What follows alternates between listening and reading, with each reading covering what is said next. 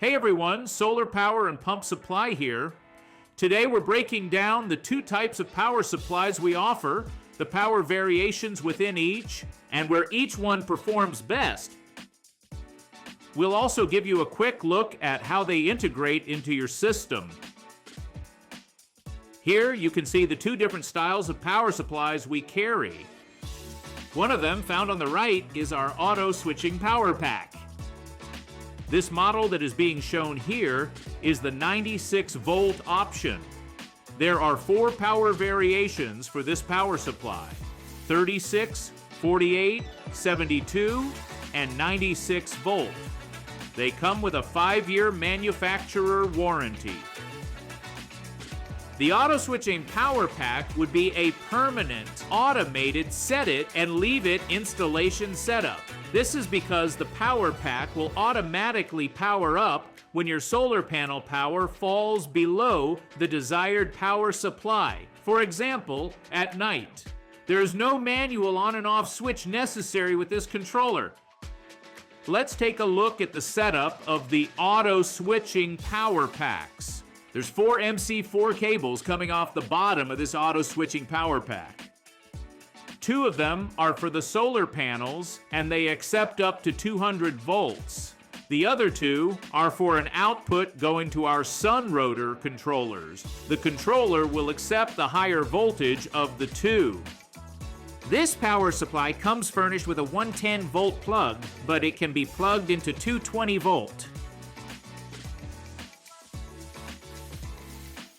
We see this type of setup most frequently in the northern hemisphere to keep their systems running optimally.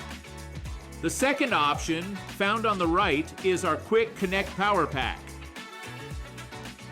This model being shown here is the 100 volt option. There are 3 power variations: 36, 48, and 100 volt option.